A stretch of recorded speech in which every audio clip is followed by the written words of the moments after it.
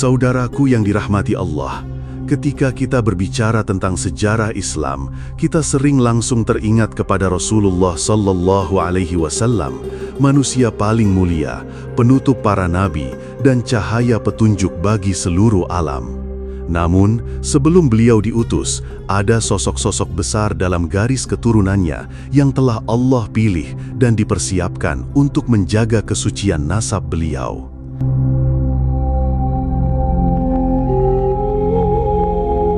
Dan di antara nama yang tidak bisa dilupakan adalah Abdul Muthalib bin Hashim, kakek Nabi Sallallahu Alaihi Wasallam.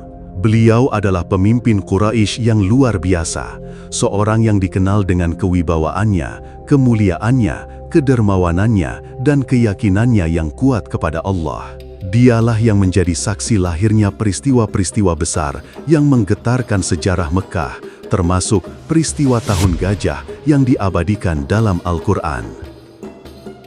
Abdul Muthalib bukan sekadar seorang pemimpin suku, tetapi ia adalah simbol kehormatan bangsa Arab, penjaga tradisi Ibrahim, dan leluhur langsung Nabi Muhammad Sallallahu Alaihi Wasallam.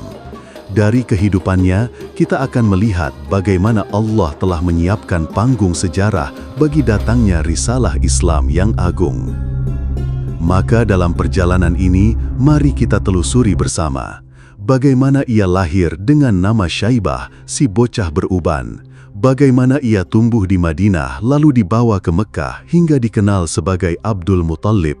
Bagaimana ia dengan penuh keyakinan menemukan kembali sumur Zamzam yang sudah lama tertimbun. Bagaimana nazar dan ujian berat menimpa keluarganya hingga hampir mengorbankan anaknya Abdullah, ayah dari Rasulullah Sallallahu Alaihi Wasallam.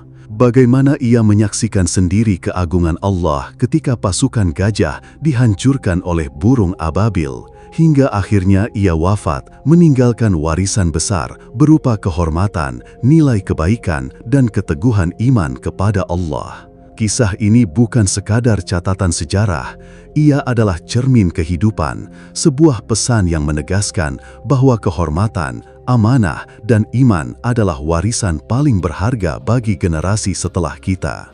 Saudaraku, mari kita buka lembaran pertama dalam kisah agung ini. Lahirnya Syaibah, si bocah beruban, yang kelak dikenal seluruh dunia sebagai Abdul Muthalib bin Hashim, kakek Rasulullah Sallallahu Alaihi Wasallam.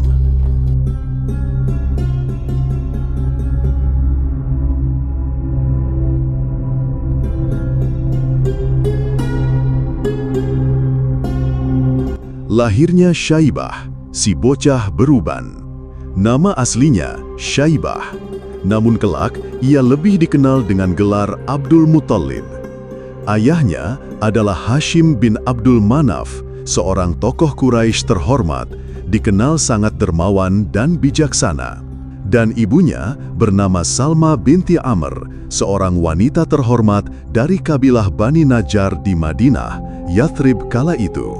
Nasab ayahnya berasal dari keturunan Nabi Ibrahim melalui Ismail, sedangkan ibunya dari kabilah Arab Ansor yang kelak akan banyak berjasa dalam dakwah Nabi Muhammad Sallallahu Alaihi Wasallam. Ketika bayi itu lahir, orang-orang terkejut. Di kepalanya tampak helaian rambut putih uban di antara rambut hitamnya. Fenomena itu jarang sekali terjadi pada bayi. Karena itulah ia diberi nama Syaibah, yang berarti uban dalam bahasa Arab. Nama itu bukan untuk mengejek, melainkan sebagai tanda unik yang membuatnya berbeda dari anak-anak lain. Dalam budaya Arab, tanda-tanda fisik yang aneh sering dianggap pertanda bahwa seorang anak akan memiliki masa depan yang besar. Syaibah tidak pernah melihat wajah ayahnya Hashim. Sebab ketika Salma sedang mengandung, Hashim wafat di Gaza, Palestina, dalam perjalanan dagang. Hashim dikenal sebagai pelopor perjalanan dagang Quraisy ke luar negeri. Dialah yang pertama kali mengatur perjanjian dagang musim dingin ke Yaman dan musim panas ke Syam. Namun, ajal menjemputnya di negeri yang jauh dari Mekah dan ia dimakamkan di Gaza. Karena itu, Syaibah lahir sebagai anak yatim tanpa pernah merasakan kasih sayang seorang ayah.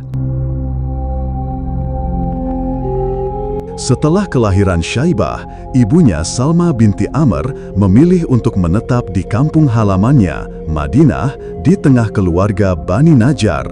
Di Madinah, Syaibah tumbuh dalam lingkungan yang penuh dengan nilai kesopanan dan kehormatan. Ia tidak hidup mewah, namun terdidik dengan akhlak mulia. Keluarga ibunya sangat menyayanginya, sebab ia anak tunggal Salma dari suami mulia Quraisy. Sejak kecil, Syaibah dikenal sebagai anak yang tenang, berwibawa, dan berakal cerdas. Meski masih kecil, tutur katanya berbeda dari anak-anak sebayanya. Walaupun namanya Syaibah, di kalangan keluarganya, ia sering dipanggil dengan penuh hormat. Keberadaan uban di kepalanya dianggap sebagai tanda keagungan. Kisahnya kelak mirip dengan tanda-tanda khusus yang juga muncul pada tokoh-tokoh pilihan Allah di masa lalu. Dalam sejarah Arab, banyak tokoh besar yang lahir dengan keunikan fisik, dan itu dianggap sebagai isyarat akan masa depan yang luar biasa. Meski ia dibesarkan di Madinah, darah Quraisy tetap mengalir dalam dirinya. Orang-orang Quraisy mengetahui bahwa anak Hashim masih hidup di Madinah, namun ia belum dibawa ke Makkah. Mengapa? Karena ibunya, Salma binti Amr, ingin putranya tumbuh besar lebih dulu di tengah keluarganya sendiri, tanpa tergesa-gesa menyerahkan kepada keluarga ayahnya. Keluarga Bani Najjar juga sangat mencintai Syaibah dan tidak ingin ia jauh dari mereka. Namun, di balik semua itu, takdir Allah sudah menetapkan bahwa kelak Syaibah akan kembali ke Mekah dan menjadi pemimpin yang disegani seluruh bangsa Arab. Syaibah bin Hashim, bocah kecil yang lahir dengan uban di kepalanya, adalah sosok yang kelak akan dikenal sebagai Abdul Muttalib, kakek Rasulullah Sallallahu Alaihi Wasallam. Ia lahir tanpa ayah, dibesarkan jauh dari Mekah, namun tumbuh dengan keistimewaan dan akhlak mulia. Dari Madinah, ia akan kembali ke Mekah, membawa cahaya kepimpinan Quraisy yang kelak menjadi bagian penting dari sejarah Islam.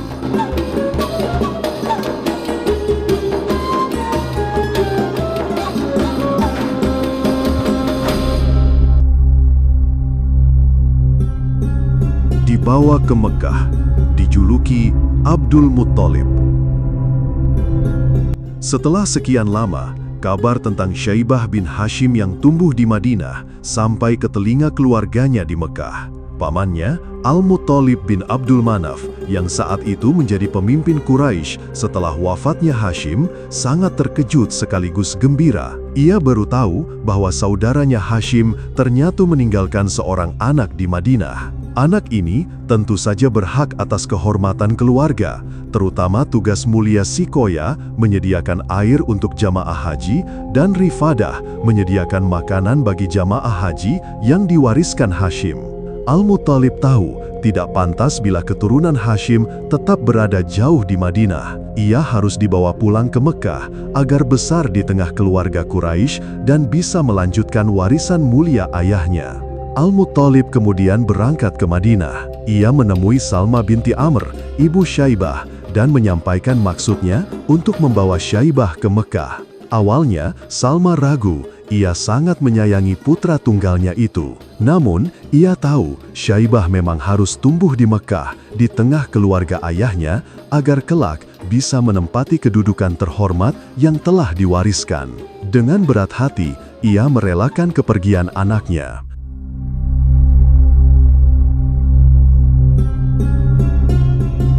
Al-Muttalib kemudian menyiapkan onta dan membawa Syaibah dalam perjalanan panjang melintasi gurun menuju Mekah.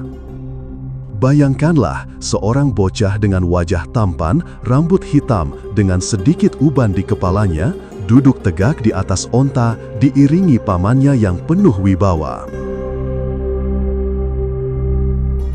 Ketika rombongan itu memasuki Mekah, orang-orang Quraisy langsung memperhatikan. Mereka melihat Al-Muttalib menunggang onta, sementara seorang anak kecil duduk di belakangnya. Orang-orang pun saling bertanya, siapakah anak ini? apakah budak baru milik Al-Muttalib? Karena tidak tahu siapa dia, mereka menyebutnya Abdul Muttalib. Abdun yang artinya hamba, lillah milik Al-Muttalib. Sejak saat itu, julukan itu melekat pada dirinya, meski sejatinya ia bukan budak, melainkan cucu Abdul Manaf dan anak dari Hashim, salah satu tokoh besar Quraisy. Julukan itu pada mulanya muncul dari salah paham, namun justru menjadi nama yang paling dikenang dalam sejarah. Nama aslinya Syaibah bin Hashim, namun seluruh bangsa Arab lebih mengenalnya dengan sebutan Abdul Muttalib. Di Mekah, Al-Muttalib memperkenalkan keponakannya kepada seluruh kabilah Quraisy. Ia menegaskan bahwa Syaibah bukanlah budak, tetapi putra sah dari Hashim, pewaris darah mulia Bani Abdul Manaf. Sejak itu, Abdul Muttalib tumbuh besar di Mekah. Ia dididik langsung oleh pamannya Al-Muttalib, belajar adat istiadat Quraisy, serta mulai dikenalkan dengan tugas-tugas kepemimpinan, terutama urusan haji, yang sangat penting di kalangan bangsa Arab. Orang-orang Quraisy pun lambat laun menghormatinya. Mereka melihat dalam diri Abdul Muttalib ada wibawa, ketenangan, dan kecerdasan yang mengingatkan mereka pada ayahnya, Hashim. Perjalanan Syaibah kecil ke Mekah menjadi titik balik dalam hidupnya. Dari seorang anak yatim di Madinah, ia berubah menjadi tokoh Quraisy dengan nama baru, Abdul Muttalib, yang kelak akan dikenang sepanjang zaman.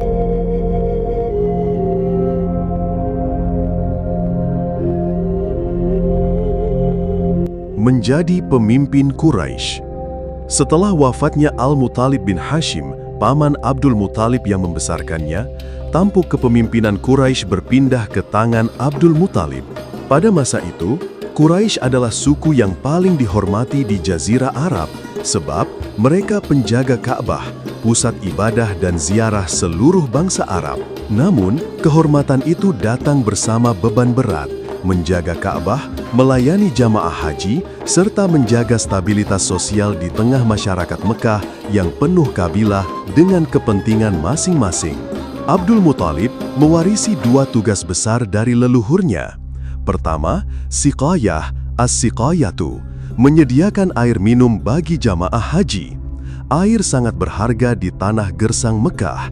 Abdul Muttalib memastikan sumur Zam-Zam yang nantinya ia temukan kembali menjadi sumber utama untuk jamaah. Ia mengatur distribusi air agar semua tamu Allah mendapatkan haknya. Kedua, rifadhah, ar-rifadhah, menyediakan makanan bagi jamaah haji. Setiap kabilah Quraisy diminta menyumbang sesuai kemampuan. Abdul Muttalib sendiri mengeluarkan hartanya dalam jumlah besar, bahkan lebih banyak dari orang lain. Ia tidak segan-segan menyembelih unta, memotong daging, dan membuat hidangan untuk memberi makan ribuan jamaah.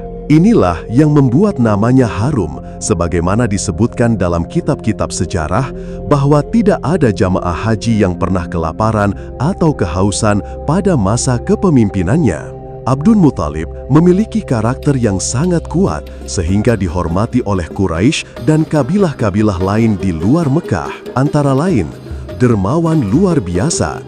Ia rela menghabiskan hartanya untuk kepentingan bersama. Berwibawa, sosoknya disegani, setiap kata dan keputusannya sulit ditentang. Bijaksana, mampu menengahi perselisihan antar kabilah. Berani menolak kezoliman, bahkan kepada penguasa besar seperti Abraha, ia tetap tegas mempertahankan hak kaumnya. Ibnu Hisham dalam Sirah Nabawiyah menggambarkan Abdul Muttalib sebagai pemimpin yang penuh wibawa, hingga raja-raja Arab pun menaruh hormat padanya. Abdul Muttalib dikenal sebagai penjaga kehormatan Ka'bah. Ia sering duduk bersandar di dinding Ka'bah, tempat yang tak seorang pun Quraisy berani duduk di sana kecuali dirinya. Bahkan, ia memiliki doa-doa khusus di Multazam antara Hajar Aswad dan pintu Ka'bah yang diyakini sering dikabulkan Allah. Hal ini membuat Quraisy meyakini bahwa Abdul Muttalib adalah pemimpin yang dekat dengan Tuhan, meski saat itu mereka masih dalam tradisi jahiliyah. Salah satu ciri utama kepemimpinan Abdul Muttalib adalah tidak pernah tunduk pada kezoliman siapapun. Ia melindungi hak-hak orang miskin, tidak segan menentang kabilah lain yang mencoba menindas. Bahkan ketika pasukan bergajah Abrahah datang ingin menghancurkan Ka'bah, ia dengan berani menghadap langsung sang penguasa dan meminta haknya dikembalikan tanpa sedikit pun rasa takut. Kepemimpinan Abdul Muthalib bukan hanya diakui Quraisy, tetapi juga oleh seluruh suku Arab yang datang ke Mekah. Setiap musim haji, para kabilah menaruh hormat padanya karena ia bukan hanya melayani mereka, tetapi juga menjaga kehormatan Ka'bah sebagai rumah Allah yang diwariskan sejak Nabi Ibrahim dan Ismail. Riwayat menyebutkan, setiap kali Abdul Muthalib lewat di Pasar Ukaz atau di jalan-jalan Mekah, orang-orang menundukkan pandangan penuh hormat.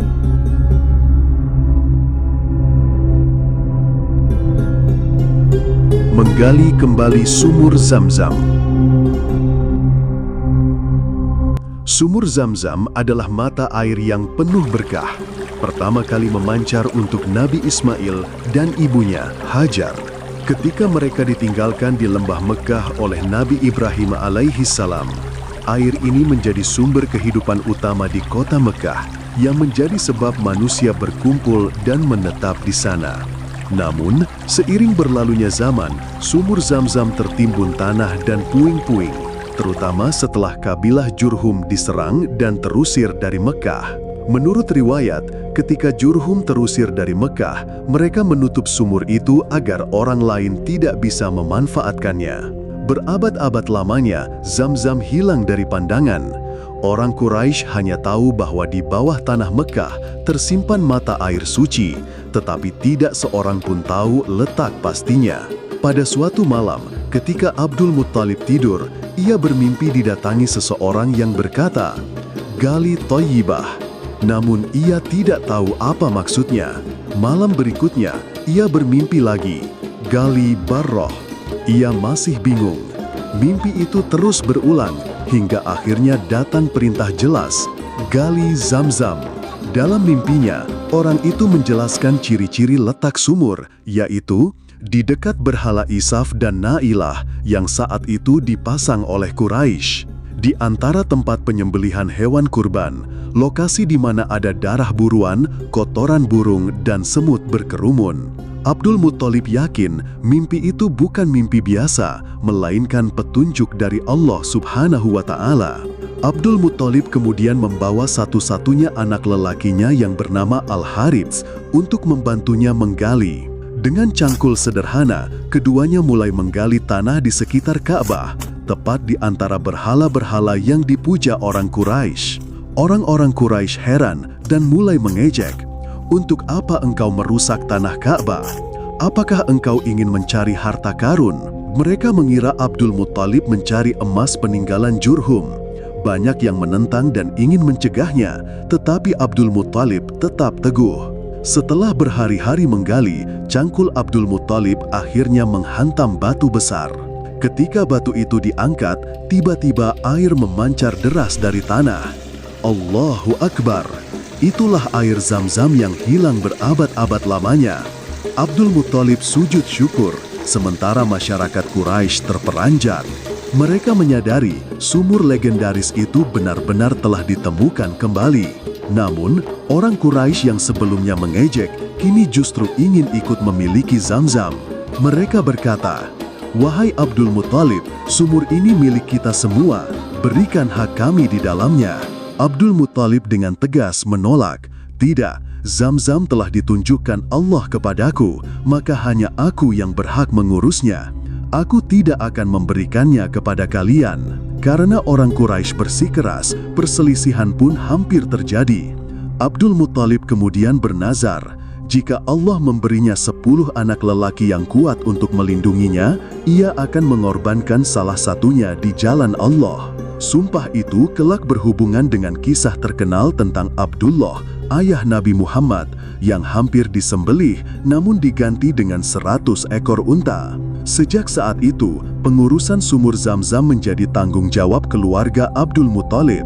Ia menjadikan air Zamzam sebagai layanan utama bagi para jamaah haji, membagikannya secara gratis sebagai bentuk pelayanan dan kehormatan Quraisy. Air Zam-Zam tidak pernah kering hingga kini, menjadi salah satu mukjizat Allah yang terus hidup di Mekah. Allah Subhanahu wa Ta'ala mengisyaratkan berkah Mekah dan doa Nabi Ibrahim dalam firman-Nya, "Wa idh qala Ibrahimu Rabbi ja'al hadza baladan amina warzuq ahlahu minats tsamarat." Dan ingatlah ketika Ibrahim berdoa, "Ya Tuhanku, jadikanlah negeri ini negeri yang aman dan berilah rizki berupa buah-buahan kepada penduduknya." Quran Surat Al-Baqarah ayat 126. Doa Nabi Ibrahim ini mencakup keamanan Mekah dan keberkahan rizkinya. Salah satu wujudnya adalah hadirnya air Zam-Zam, sumber kehidupan utama di tanah tandus Mekah. Zam-Zam bukan sekedar air, tetapi simbol rahmat Allah, bukti kebenaran doa Nabi Ibrahim, dan bagian dari syiar Islam. Peristiwa menggali kembali sumur Zam-Zam bukan sekedar penemuan air. Ia adalah tanda bahwa Allah menjaga Mekah dengan karunia-Nya, memuliakan keluarga Abdul Muthalib, dan menyiapkan panggung sejarah bagi kelahiran Nabi terakhir, Muhammad.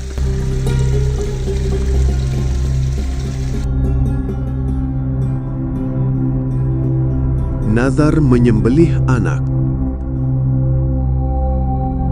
Abdul Muthalib menggali kembali sumur Zam-Zam seorang diri tanpa dukungan kaumnya.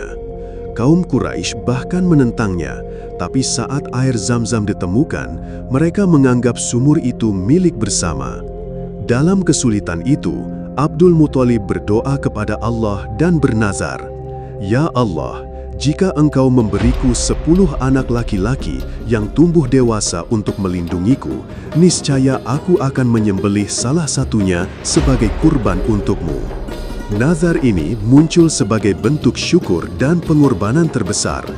Bagi bangsa Arab kala itu, anak laki-laki adalah simbol kehormatan dan perlindungan.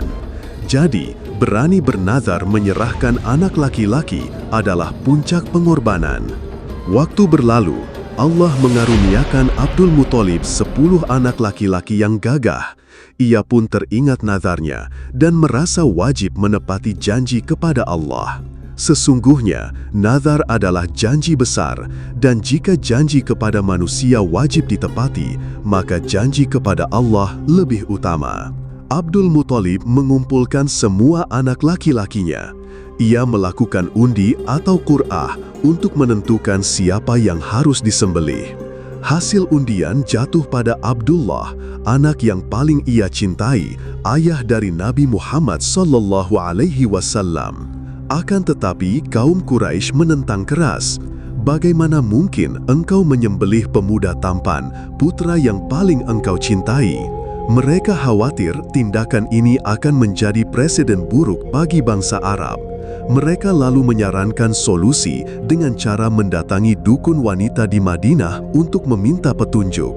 Dukun itu memberi saran, bandingkan Abdullah dengan 10 ekor unta.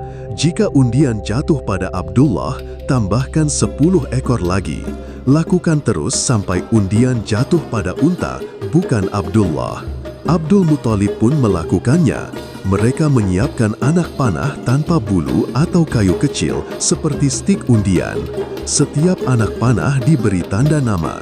Satu panah bertuliskan Abdullah, panah lainnya bertuliskan unta, 10 ekor pada awalnya. Panah-panah itu dikocok dalam sebuah wadah. Kemudian seorang juru undi mengambil satu panah secara acak tanpa melihat. Jika yang keluar Abdullah, berarti Abdullah yang terpilih.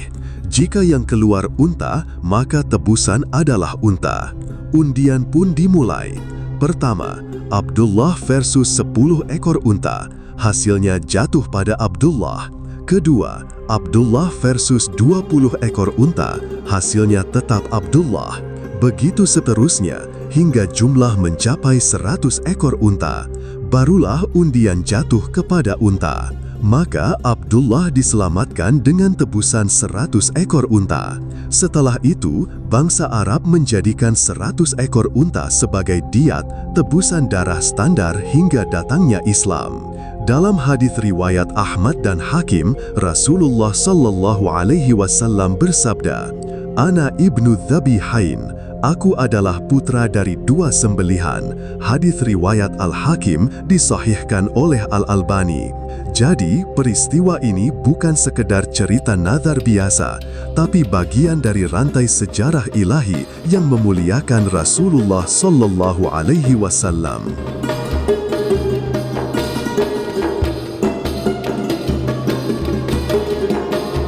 Peristiwa gajah tahun kelahiran Nabi sallallahu alaihi wasallam.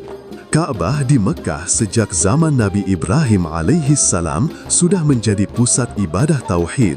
Walau bangsa Quraisy saat itu menyimpang dengan menyembah berhala, Ka'bah tetap memiliki posisi suci dan dihormati oleh seluruh kabilah Arab. Di Yaman, ada seorang gubernur sekaligus jenderal dari Habasyah atau Ethiopia bernama Abrahah al-Ashram. Ia membangun sebuah gereja megah bernama Al-Qulais Gishanah dengan niat agar orang-orang Arab meninggalkan Ka'bah dan beribadah di sana. Namun, orang Arab tetap setia dengan Ka'bah. Bahkan, ada seorang Arab yang marah dan mencemari gereja Abrahah. Hal ini membuat Abrahah murka besar.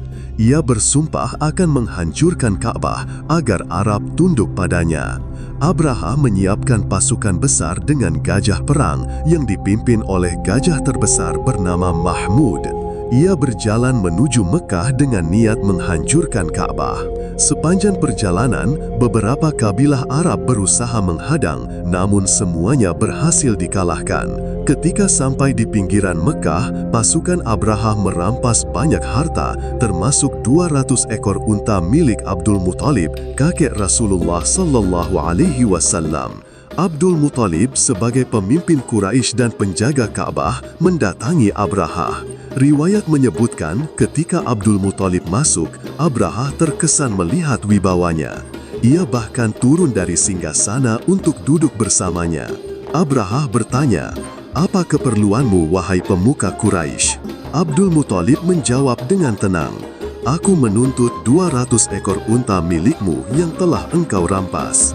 Abrahah kaget lalu berkata, "Aku datang untuk menghancurkan rumah ibadah kalian, Ka'bah, tapi engkau malah hanya menuntut unta-unta milikmu."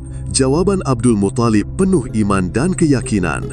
"Aku adalah pemilik unta, maka aku menuntutnya kembali. Adapun Ka'bah, ia punya pemilik yang akan menjaganya."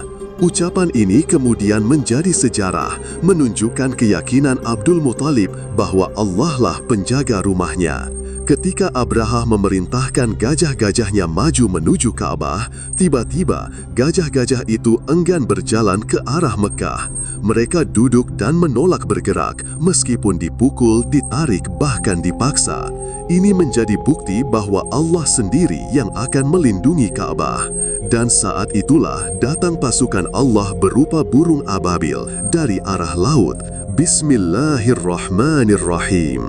Alam tara kaifa fa'ala rabbuka bi ashabil fil. Alam yaj'al kaidahum fi tadlil. Wa arsala alaihim tayran ababil. Tarmihim bihijaratin min sijil. Faja'alahum ka'usfin ma'kul. Tidakkah engkau Muhammad perhatikan bagaimana Tuhanmu telah bertindak terhadap tentara bergajah? Bukankah Dia telah menjadikan tipu daya mereka sia-sia? Dan Dia mengirimkan kepada mereka burung yang berbondong-bondong yang melempari mereka dengan batu dari tanah liat yang terbakar, lalu Dia menjadikan mereka seperti daun-daun yang dimakan ulat. Quran Surat Al-Fil ayat 1-5. Ibnu Katsir menyebutkan batu-batu dari Sijil, tanah liat yang keras terbakar, mengenai setiap orang dari pasukan Abrahah, menembus tubuh mereka hingga menewaskan mereka. Al-Qurtubi juga meriwayatkan sebagian besar pasukan binasa, Abrahah sendiri terluka parah dan tubuhnya hancur sedikit demi sedikit hingga akhirnya mati dalam perjalanan kembali ke Yaman. Ka'bah adalah rumah Allah dan Dia yang menjaganya. Tidak ada kekuatan manusia yang bisa menghancurkan rumahnya jika Dia tidak menghendaki. Tahun itu kemudian dikenal sebagai Amul Fil, tahun gajah, menjadi patokan kalender Arab sebelum Islam. Jadi, peristiwa gajah bukan sekedar kisah sejarah, tapi tanda besar dari Allah menjelang diutusnya Nabi Muhammad SAW. Ia menunjukkan bahwa Allah menjaga Ka'bah dan kelahiran Rasulullah SAW akan membawa cahaya bagi seluruh umat manusia.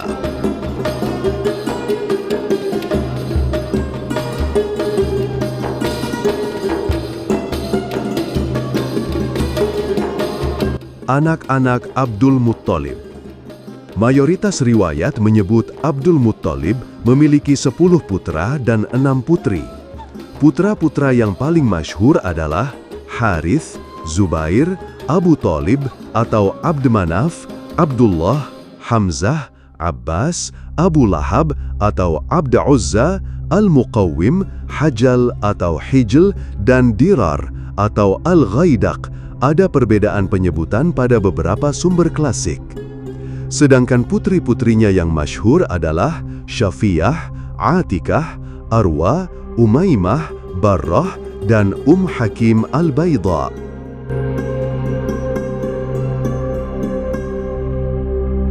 Wafatnya Abdul Muttalib. Ia wafat pada usia 82 tahun, sekitar tahun ke-8 setelah tahun gajah, ketika Nabi Muhammad SAW masih berusia 8 tahun. Abdul Muttalib sangat menyayangi cucunya Muhammad SAW.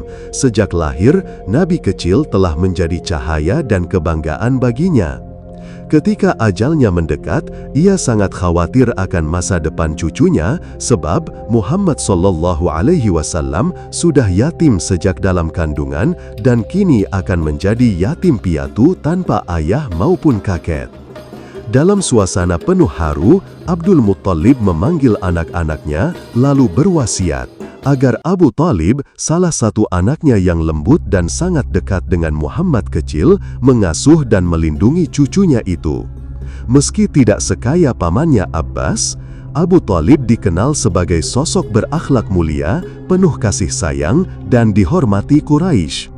Ia memiliki hubungan emosional yang kuat dengan Nabi SAW sehingga dipercaya akan menjaga dan membesarkannya dengan baik. Jenazahnya dimakamkan di Mekah, dekat Ka'bah yang selalu ia jaga sepanjang hidupnya. Pemakamannya disambut duka oleh seluruh Quraisy sebab mereka kehilangan seorang pemimpin mulia yang penuh wibawa. Sejak itu, Quraisy kehilangan figur pemersatu yang mengutamakan kehormatan, kedermawanan, dan martabat bangsa Arab. Abdul Muttalib meninggalkan jejak yang sangat besar dalam sejarah, bukan hanya bagi Quraisy, tetapi juga sebagai bagian dari garis keturunan Rasulullah SAW.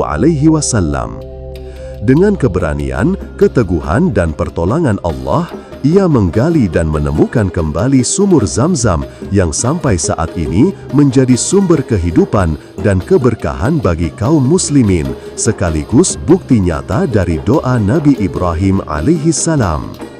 Abdul Muttalib menjadi saksi peristiwa gajah, di mana Allah menunjukkan tanda kebesarannya dengan menghancurkan pasukan Abraha. Ucapannya yang terkenal, "Aku pemilik unta, maka aku menuntutnya kembali. Adapun Ka'bah, ia punya pemilik yang akan menjaganya," menjadi simbol keyakinan mendalam kepada Allah. Ia dihormati karena kedermawanan, keberanian, dan kebijaksanaannya. Setiap musim haji, ia menjadi tuan rumah yang memuliakan para tamu Allah dengan memberi makan dan minum. Dari Abdullah, anaknya yang diselamatkan melalui nazar 100 ekor unta, lahirlah manusia paling mulia, Nabi Muhammad SAW. Dengan demikian, Abdul Muttalib adalah bagian penting dalam persiapan Allah dalam menjaga garis keturunan Nabi terakhir. Wafatnya Abdul Muttalib menandai akhir era kepemimpinan Quraisy sebelum datangnya risalah Islam. Namun, melalui garis keturunannya, Allah telah mempersiapkan lahirnya seorang nabi yang akan membawa cahaya bagi seluruh umat manusia. Dari kisah Abdul Muttalib kita belajar, kekuasaan Allah selalu hadir menjaga hambanya. Pemimpin sejati adalah yang menjaga amanah, kehormatan, dan keyakinan. Warisan terbaik untuk anak cucu adalah iman, akhlak, dan kehormatan, bukan hanya harta.